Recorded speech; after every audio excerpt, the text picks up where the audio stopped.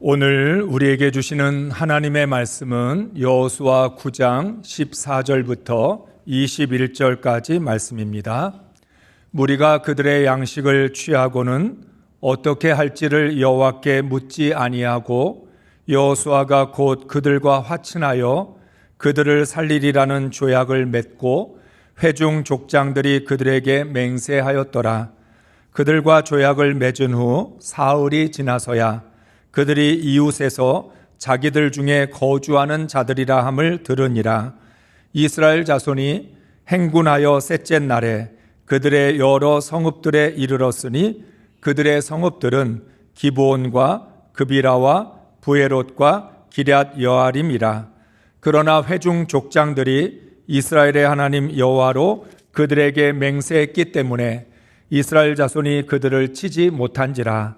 그러므로 회중이 다 족장들을 원망하니 모든 족장이 온 회중에게 이르되 우리가 이스라엘의 하나님 여호와로 그들에게 맹세하였은즉 이제 그들을 건드리지 못하리라.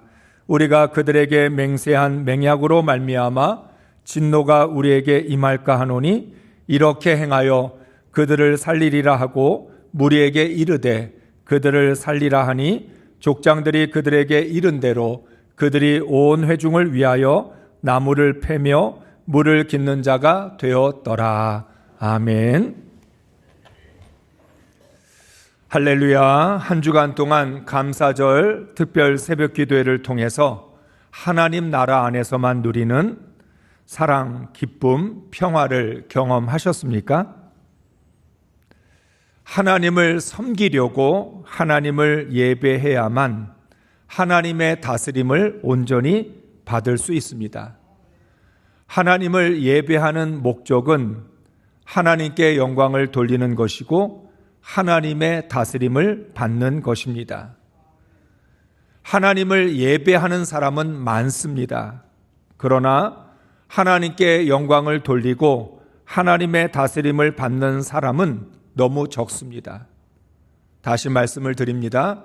오늘 우리가 이 시간 하나님을 예배하는 목적은 첫 번째는 하나님께 영광을 돌리는 것입니다.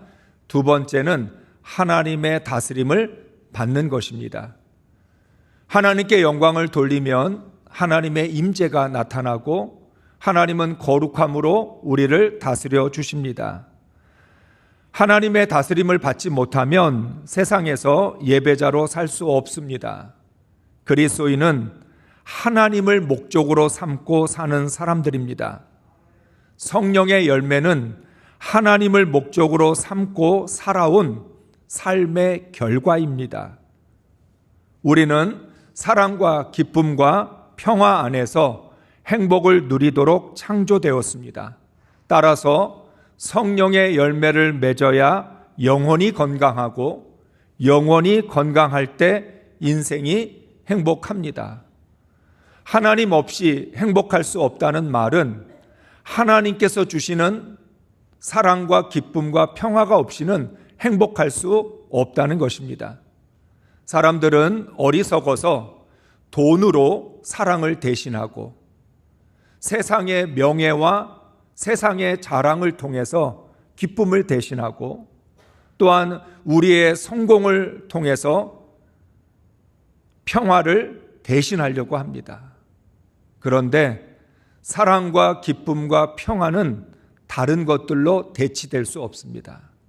오직 하나님께서 주시는 것이기 때문에 하나님이 주시는 사랑과 기쁨과 평안이 있어야 우리는 이 땅에서 행복할 수 있습니다. 그러므로 하나님의 다스림을 받는 하나님의 나라가 세워져야 합니다. 내 감정이 다스리는 인생은 불행합니다. 내 생각이 다스리는 인생은 불확실합니다. 하나님께서 다스려 주셔야 행복할 수 있고 인생이 분명할 수 있습니다. 우리는 여호수아를 통해서 어떻게 하나님 나라를 세워야 하는지를 배우고 있습니다. 하나님의 가르침에 순종하여 내 안의 가나안을 정복하고 하나님 나라를 세울 수 있기를 주의 이름으로 축복합니다. 사랑하는 성도 여러분, 하나님의 나라는 실패와 패배가 없는 곳이 아니라 하나님의 방법으로 실패와 패배를 극복하는 곳입니다. 그리스도인에게는 삶의 결과보다 결과에 어떻게 믿음으로 반응하느냐가 중요합니다. 하나님께서 우리의 중심을 보신다는 말은 지금 너가 처해져 있는 상황에서 네가 당하고 있는 인생의 문제 가운데서 어떻게 믿음으로 반응하느냐를 보신다는 뜻입니다. 우리의 감정이 일정하지 않기 때문에 감정을 따라 반응할 것이냐 아니면 믿음으로 반응할 것이냐를 결정해야 합니다. 하나님은 모든 삶의 결과를 다스려 주십니다. 성공이든 실패이든 승리이든 패배이든 형통하든 아니면 우리의 삶이 문제로 가득하든 하나님은 모든 상황을 다스려 주십니다. 단 우리가 하나님을 온전히 신뢰하고 모든 삶을 전적으로 하나님께 맡겨야 합니다. 분명히 하나님이 다스려 주시는데 하나님께 맡기지 않으면 하나님도 다스리지 않으십니다. 능력이 없어서가 아니라 하나님이 그렇게 할 수 없어서가 아니라 하나님을 신뢰하고 하나님께 맡기는 사람들에게만 하나님이 다스려 주시는 은혜를 베풀어 주시는 것입니다. 성공과 실패, 사랑과 미움, 소망과 절망을 하나님께 맡기면 하나님의 방법으로 인도해 주십니다. 우리는 하나님 앞에서 정직하고 진실해야 합니다. 하나님, 사랑하기를 원하지만 제 안에 미움이 있습니다. 성공하고 싶지만 저는 수없이 많은 실패를 하고 있습니다. 소망 가운데 살기를 원하는데 우리 인생은 좌절하고 낙심할 때가 더 많습니다. 하나님 앞에 정직하게 진실하게 고백을 하고 하나님께 맡겨야 하나님께서 우리를 다스려 주시는 것입니다. 그런 의미에서 예배는 하나님의 다스림을 받겠다는 결단입니다. 하나님, 지난 한 주간에도 우리 인생에서 크고 작은 일들이 일어났고 그 중에는 내가 원하지 않는 일들도 일어났고 내가 원하는 일들도 일어났는데 그 모든 것을 하나님께 맡기겠습니다. 하나님, 오늘 예배를 통하여 하나님께 찬양과 영광을 돌릴 테니 하나님께서 우리의 삶을 주장하시고 다스려 달라고 하는 그런 고백인 것입니다. 나의 감정과 생각을 하나님께 내어드리고 하나님의 통치를 받는 것입니다. 하나님께 집중하여 감사와 찬양과 경배를 드릴 때 내 안에 하나님의 임재가 가득하고 하나님의 다스림을 받게 됩니다. 나의 삶의 모든 상황과 결과를 하나님께 맡겼기 때문에 나는 예배자의 자세로 살면 됩니다. 결과는 하나님이 알아서 해주실 것입니다. 나는 중심을 가지고 하나님의 뜻대로 하나님 주신 말씀에 순종하면서 살면 됩니다.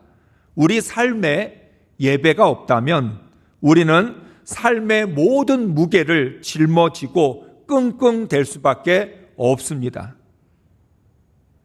예수님은 우리에게 수고하고 무거운 짐진 자들아 다 내게로 오라고 초청해 주셨습니다. 우리는 그 하나 주님의 초청을 받아 이 자리에 나와서 하나님을 예배하고 있는 것입니다. 세상의 모든 짐을 다 내려놓고 하나님께 찬양과 감사와 경배와 존귀와 영광을 돌리는 일에 집중할 때 하나님은 우리에게 평안과 위로를 허락해 주십니다. 세상 속에서도 하나님을 예배하는 그런 예배자의 자세로 살아가면 하나님께서 나의 삶을 주장해 주십니다. 그렇게 될 때 하나님의 나라가 이루어지는 것입니다. 다시 말하면 하나님의 나라는 특정한 시간과 공간이 아니라 어디에서도 하나님의 다스림을 받고 하나님께서 주장해 주시는 인생을 살아갈 때 그게 바로 하나님의 나라인 것입니다. 복이든 저주이든 믿음으로 반응하면서 하나님의 뜻을 이루어갈 수 있습니다. 지금 이스라엘은 전쟁을 하는 것이 아니라 믿음을 훈련하고 있습니다. 가나안을 정복하는 건 전쟁이 아니라 하나님의 나라를 세울 수 있는지, 믿음으로 살아갈 수 있는지를 연습하고 훈련하고 있는 것입니다. 하나님을 예배하며 하나님의 다스림을 받아 모든 상황에서 믿음으로 반응할 때 이스라엘은 거룩한 백성이 될 것입니다. 여리고성 싸움에서 승리를 했던, 아이성 싸움에서 패배를 했던, 그것이 중요한 게 아니라 이스라엘 백성들이 믿음으로 반응하고 하나님의 다스림을 받는 훈련을 하게 될 때 거룩한 백성으로 서게 될 것입니다. 그러면 하나님의 나라가 이루어지고 약속의 땅에서 영원히 번성할 것입니다. 오늘 이스라엘은 새로운 상황을 만납니다. 다시 말하면 새로운 훈련을 받게 됩니다. 이스라엘의 승리에 대하여 가나안 족속의 대응은 둘로 나누어집니다. 동맹을 맺어서 싸우려고 하는 족속들과 평화의 조약을 맺으려는 족속입니다. 가나안 6족속이 가나안 남부 연합군을 결성합니다. 가나안 남부 지역의 연합군을 결성해서 이스라엘과 전면전을 벌이려고 뜻을 모은 것입니다. 그러나 6족속 중에 히위 족속은 다른 전략을 선택합니다. 6족속이 모여서 우리가 함께 힘을 합쳐서 이스라엘과 싸우자, 그렇게 연합군을 결성했는데 그 중에 한 족속, 히위 족속은 연합군에 가담하지 아니하고 우리는 평화의 조약을 맺겠다라고 그 연합군에서 탈퇴를 합니다. 히위 사람인 기브온 주민들은 이스라엘을 속여서 평화의 조약을 맺기로 결정했습니다. 기브온은 아이로부터 남서쪽으로 11km 떨어진 곳에 위치하였습니다. 기브온은 히위 족속의 중심 지역이었고 여리고나 아이보다 훨씬 큰 성이었습니다. 기브온 땅에는 풍부한 수자원이 있었기 때문에 그들은 여유 있게 넉넉하게 살아갈 수 있는 삶의 환경이 있었습니다. 이 기브온 땅에 풍부한 수자원이 있었기 때문에 전략적으로도 아주 중요한 요충지였습니다. 훗날 기브온에 있는 산당은 솔로몬이 1000번제를 드렸던 종교적 중심지이기도 했습니다. 쉽게 말하면 기브온이라고 하는 이 땅은 전략적으로도 종교적으로도 중요한 위치에 있었다는 것입니다. 당연히 기브온 성은 여리고나 아이보다 훨씬 크고 견고했습니다. 쉽게 정복할 수 있는 성이 아니었습니다. 그럼에도 불구하고 기브온 주민들은 하나님을 두려워하여 이스라엘과 맞서 싸울 수 없다라고 하는 결론을 내리고 평화의 조약을 맺기로 정한 것입니다. 이스라엘의 입장에서 보면 너무나 감사한 일입니다. 여리고보다 훨씬 큰 성이고 싸움을 하게 되면 쉽지 않은 싸움인데 더군다나 가나안 남부 연합군이 결성이 되어 있어서 거기에 가세를 한다면 이스라엘은 벅찬 싸움을 해야만 했습니다. 그런데 기브온이 먼저 찾아와서 평화의 조약을 맺자고 하니까 이거 얼마나 좋은 일입니까? 전쟁을 하지 않고도 상대방을 종으로 삼을 수 있는 것입니다.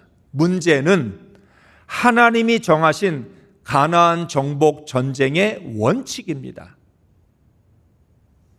가나안 족속은 반드시 진멸해야 합니다. 평화의 조약을 맺을 수 없습니다. 여러분, 죄와는 타협이 있을 수 없어요. 죄는 평화롭게 해결할 수 없습니다. 내 안에 있는 죄와 정욕을 평화롭게 제거할 수 없다는 거예요. 여러분 스스로에게 내 속에 있는 모든 죄는 알아서 떠나가라. 나는 이제부터 하나님 말씀대로 살 거고 성령의 열매를 맺을 것이니까 내 안에 있는 모든 욕심은 없어져라. 교만과 혈기와 분노와 미움들은 사라져라. 그렇게 말한다고 해서 없어지지 않습니다. 죄를 평화롭게 해결할 수 없습니다. 생명이 걸려있는 문제이기 때문에 죄를 확실하게 제거해야 합니다. 따라서 평화의 조약을 맺을 수 있는 대상은 신명기 20장 15절의 말씀에 의하면 비가나안 족속, 가나안 족속이 아닌 족속들, 멀리 떨어져 있는 족속들입니다. 이스라엘 백성들이 하나님 나라를 세워야 할 중심 지역에는 가나안 족속들을 진멸해야만 합니다. 그 중심 지역에서 벗어난 외곽 지역, 멀리 떨어져 있는 변방에 해당되어 있는 그곳에서 살고 있는 족속들과는 평화의 조약을 맺을 수 있습니다.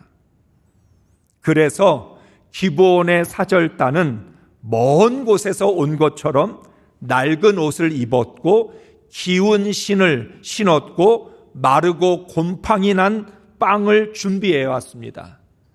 최대한 먼 곳으로부터 왔고 이스라엘의 적이 아니라는 것을 보여주려고 애를 썼습니다. 기브온의 사절자들은 우리가 3일을 걸어서 왔다. 우리는 굉장히 먼 곳에 떨어져 있고 당신들과 싸울 의사가 없다라고 그렇게 말을 했습니다. 그렇지만 의심스러웠습니다. 이스라엘 백성들은 조약을 맺어달라는 그들의 요청에 대하여 당신들은 우리 근처에 사는 사람들인 것 같은데 어떻게 조약을 맺을 수 있느냐고 반문을 했습니다. 이스라엘 백성들은 신중하게 이들의 행색을 살펴보았을 것입니다. 그런데 아무래도 이 가나안 지역에 살고 있는 사람들처럼 보였습니다. 멀리서 왔다고 주장하지만 그 말이 신뢰가 가지 않았습니다. 기브온의 사절단들은 최선을 다하여 설득했습니다. 우리는 정말 하나님에 대한 소식을 듣고 너희들이 어떻게 요단을 건너왔고 요단을 건너기 전에 요단 동쪽에서 헤스본과 아모리와 어떻게 싸웠는지 그런 모든 소식들을 우리는 들었다. 그리고 여리고와 아이성을 어떻게 정복했는지 듣고 우리는 두려워서 당신들의 종이 되기로 결정했다라고 말합니다. 가나안의 상황을 모르는 이스라엘 백성들 입장에서는 분별하기가 매우 어려웠을 것입니다. 14절부터 15절 말씀을 읽겠습니다. 이스라엘 사람들은 어떻게 해야 할지를 주님께서 묻지도 않은 채 그들이 가져온 양식을 넘겨받았다. 여호수아는 그들과 화친하여 그들을 살려준다는 조약을 맺고 회중의 지도자들은 그 조약을 지키기로 엄숙히 맹세하였다. 아멘. 여러분들 같으면 어떻겠습니까? 분별하기 어려운데 어떻게 결정해야 될지 알 수 없는데 여러분 하나님의 뜻을 물으시겠습니까? 이스라엘 백성은 어떻게 해야 할지를 하나님께 묻지 않았습니다. 참 아이러니합니다. 하나님께서 가나안을 넘겨주셨으니 올라가서 차지하라고 명령했을 때는 순종하지 않고 정탐꾼을 보냈습니다. 하나님이 이 땅을 너에게 주셨으니까 무조건 올라가서 차지하라. 그렇게 말씀을 하셨는데도 이스라엘 백성들은 조심스러워서 정탐꾼을 보냈습니다. 그런 사람들이 기브온 사람들이 어디에 살고 있는지 정탐꾼을 보내서 확인하지 않고 하나님께 묻지도 않았습니다. 하나님이 가나안 땅을 올라가서 차지하라 할 때는 정탐꾼을 보내고 지금은 이 사람들이 어디에서 왔는지 알 수가 없는 상황인데 사람들을 보내서 어디에서 왔는지 확인도 해보지 않고, 그리고 하나님께 묻지도 않고, 그리고는 자기들 마음대로 결정을 했습니다. 실제로 기브온은 사흘이 걸려서 왔다는 사절단의 주장과는 달리 하루밖에 걸리지 않는 길이었습니다. 우리들은 똑똑한 것 같으면서 미련하고 철저한 것 같으면서 엉성합니다. 판단하기 어려울 때는 하나님께 물으면 되는데 묻지 않았습니다. 여러분, 지금 여리고와 아이 두 번의 전쟁을 했을 뿐인데 벌써부터 하나님께 묻지 않습니다. 우리도 똑같습니다. 은혜를 받고 하나님을 알아갈 때 처음에는 하나님께 묻다가 얼마 되지도 않아서부터 하나님께 묻지 않습니다. 자기 마음대로 결정합니다. 자신의 뜻대로, 자기가 원하는 대로 선택을 합니다. 그토록 하나님 앞에 하나님의 뜻이 무엇입니까? 하나님 어떻게 하면 좋겠습니까? 하나님 앞에 기도하고 하나님께 매달렸던 신앙인들조차도 얼마 지나지 않으면 마치 자신이 하나님의 뜻을 다 알고 있는 것처럼 자기가 판단하고 자신이 결정을 합니다. 여호수아조차 하나님께 묻지 않았습니다. 가나안 정복 전쟁의 사령관은 하나님이십니다. 하나님이 앞장서서 싸우고 계시기 때문에 당연하게 하나님께 물어야 하고 하나님의 지시를 받아야 합니다. 하나님이 우리를 위하여 싸워주시는데 기브온과 싸워야 될까요? 평화의 조약을 맺어야 될까요? 물어야지요. 그런데 이스라엘은 묻지 않았습니다. 왜 그랬는지 이해할 수 없습니다. 성경에서 정확하게 설명하고 있지 않기 때문에 우리는 알 수 없습니다. 다만 우리가 짐작을 해보면 자신들이 싸워야 할 가나안 족속이 백기를 들고 찾아왔다는 것에 자신감을 가졌는지 아니면 하나님의 원칙을 무시했는지 어쨌든 그들이 가져온 양식을 넘겨받고 평화의 조약을 맺었습니다.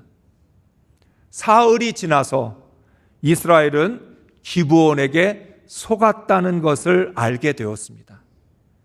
기브온과 이스라엘이 평화의 조약을 맺었다는 소문이 퍼져나가고 그 소문을 듣고 기브온 사람들은 지금 이스라엘이 있는 곳에서 멀리 떨어지지 않은 사람들인데 어떻게 평화의 조약을 맺었지라고 하는 그런 말이 다시 이스라엘 백성들의 귀에 들리게 된 것입니다. 16절부터 18절까지 말씀을 메시지 성경으로 읽겠습니다. 그들과 조약을 맺은 지 사흘 후에 이스라엘 백성은 그 사람들이 줄곧 그곳에 살아온 가까운 이웃인 것을 알게 되었다. 이스라엘 백성은 진을 걷고 출발하여 사흘 후에 그들의 성읍인 기브온, 그비라, 부에롯, 기럇 여아림에 이르렀다. 그러나 이스라엘 백성은 그들을 치지 않았다. 회중의 지도자들이 이스라엘의 하나님 앞에서 약속했기 때문이다. 그러자 회중은 지도자들에게 반발하고 나섰다. 아멘. 기브온과 평화 조약을 맺은 다음에 사흘이 지나서 이 사람들은 멀리 떨어져 있는 곳이 아니다, 가까운 곳에 있는 사람이다라고 하는 소문을 듣고 바로 그 사흘이 지났던 그때, 그날 당장 이스라엘 백성은 장막을 걷고 행군을 했습니다. 그런데 정말 당일날 기브온에 도착을 한 것입니다. 하루도 걸리지 않아서 기브온 땅에 들어갔습니다. 기가 막혔죠. 이렇게 가까운 곳에 있는 줄 알지 못했다. 여러분, 알지 못하는 게 문제가 아니에요. 하나님께 묻지 않는 게 문제입니다. 사람들의 어리석음은 끝이 없습니다. 여러분들은 여러분 자신을 어떻게 평가하십니까? 어떨 때 나 자신을 보면 되게 지혜로워요. 그런데 어떨 때는 대책 없이 미련하고 어리석습니다. 미련한 게 진짜일까요? 지혜로운 게 진짜일까요? 두 가지가 다 진짜입니다. 나는 지혜로우면서도 미련하고 철저한 것 같으면서도 엉성한 그런 존재라는 거죠. 이스라엘 백성들은 지도자들을 원망했습니다. 하나님의 명령을 어겼을 뿐 아니라 전리품을 가질 수 있는 기회를 놓쳤기 때문입니다. 진멸을 피한 기브온은 지혜로웠고 하나님께 묻지 않았던 이스라엘은 어리석었습니다. 여러분, 머리가 나빠서 어리석은 게 아니라 하나님께 묻지 않은 것이 어리석었다는 거예요. 몰라서 미련하다고 말하는 게 아닙니다. 모르는데도 하나님께 묻지 않은 것이 미련하다는 거죠. 그러나 하나님 앞에서 약속한 것이었기 때문에 속았다고 취소할 수 없습니다. 속은 것보다 더 중요한 것은 하나님과의 약속입니다. 우리는 속았다는 것 때문에 하나님과의 약속마저 깨트리려고 합니다. 그래서 우리는 이중으로 어리석은 짓을 합니다. 속았어도 하나님과의 약속은 깨트리지 말아야 합니다. 속은 것에다가 하나님의 약속마저 깨트리면 그건 더 엄청난 결과를 가져오게 될 것입니다. 하나님 앞에서 한 약속은 손해를 볼지라도 반드시 지켜야 합니다. 25절, 26절의 말씀을 읽겠습니다. 보소서, 이제 우리가 당신의 손에 있으니 당신의 의향에 좋고 옳은 대로 우리에게 행하소서 한지라. 여호수아가 곧 그대로 그들에게 행하여 그들을 이스라엘 자손의 손에서 건져서 죽이지 못하게 하니라. 아멘. 여호수아는 이 기브온 사람들에게 따졌습니다. 너희가 어떻게 우리를 속일 수 있느냐? 너희가 속여서 평화의 조약을 맺은 것이라고 분노를 했습니다. 그러나 돌이킬 수 없었습니다. 이러한 이스라엘 백성들의 분노를 보았던 기브온 주민들은 이렇게 말을 합니다. 우리가 당신의 손에 있으니 당신의 의향에 좋고 옳은 대로 우리에게 행하소서 한지라. 여러분, 지금 이스라엘 백성은 누구를 통해서 훈련을 받고 배우냐면 이방 사람, 자신들이 진멸해야 될 기브온 사람들을 통해서 믿음을 배웁니다. 기브온 사람들이 뭐라고 이야기합니까? 이제 우리의 운명은 당신들 손에 달려 있다. 당신들이 옳은 대로 행하라. 우리는 그대로 따르겠다. 이스라엘 백성들도 하나님께 자신을 맡기지 못하는데 기브온은 자신들의 운명을 이스라엘의 손에 맡깁니다. 믿음은 그런 거예요.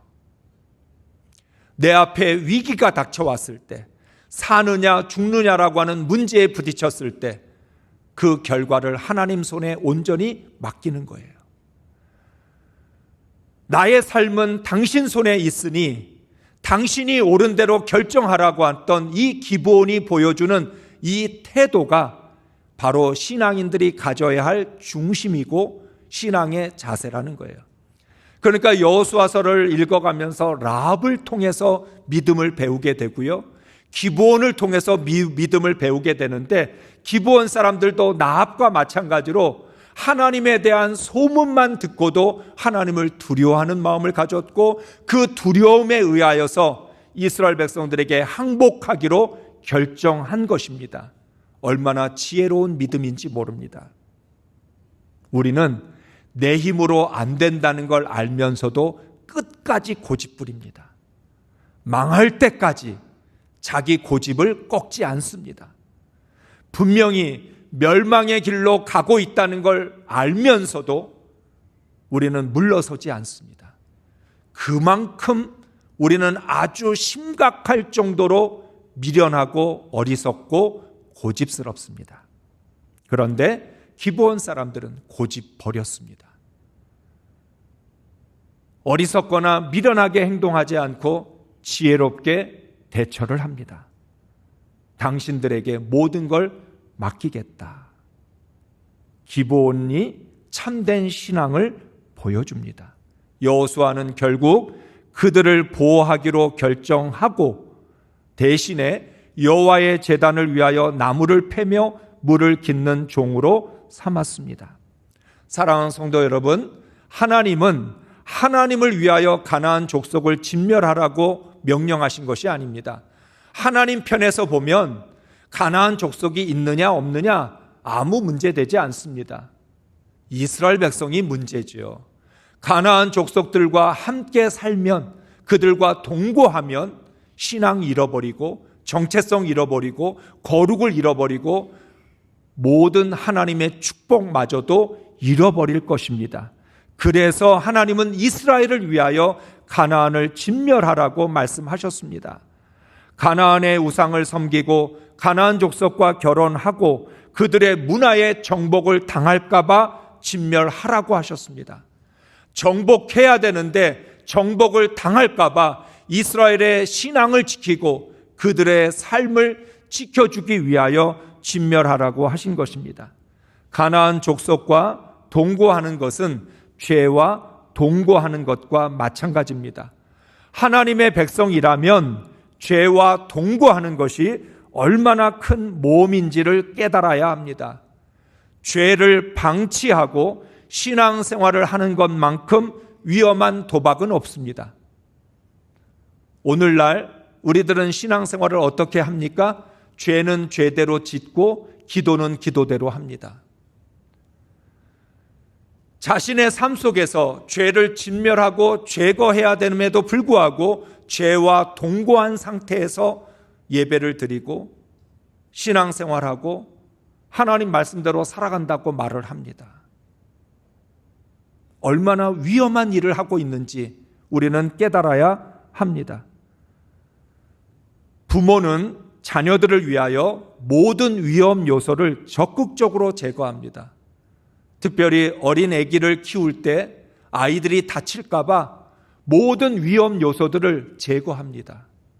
지금 당장 아무 일이 일어나지 않아도 언젠가는 위험이 될 거라는 것을 알고 있기 때문에 부모들은 자녀들의 위험한 것들은 다 치워버립니다.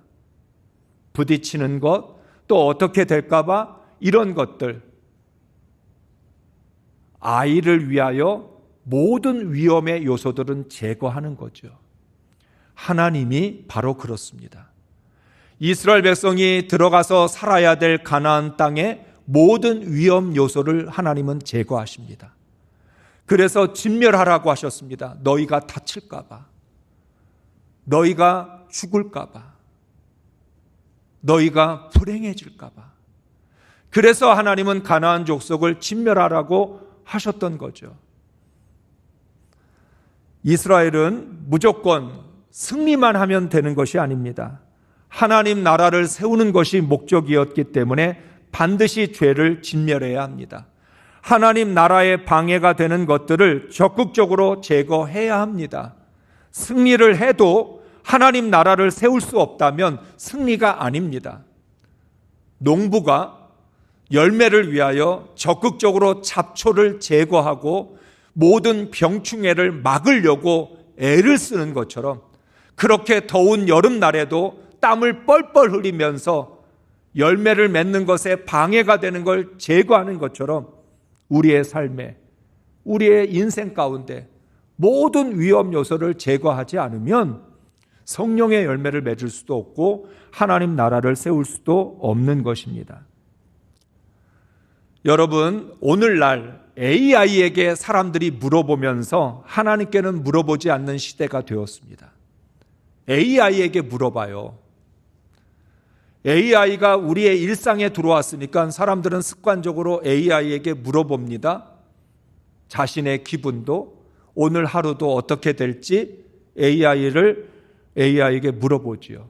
그런데 하나님께는 묻지 않습니다. 점점 우리의 신앙에서 하나님의 뜻을 구하거나 하나님의 뜻을 묻지 않고 마치 내가 하나님의 뜻을 다 알고 있는 것처럼 내 마음대로 행동을 합니다. 그리스도인들은 모든 것을 하나님께 묻고 결정해야 합니다. 내가 하나님의 자녀인 것은 무엇이든 나의 아버지 하나님께 묻기 때문입니다. 우리는 하나님께 묻지 않으면 속을 수밖에 없습니다. 아이는 여리고보다 작았는데 패배했고 기브온은 여리고보다 컸는데 속았습니다. 가나안 정복에는 잠깐의 방심도 허용되지 않습니다. 영적 전쟁에서 방심은 금물입니다.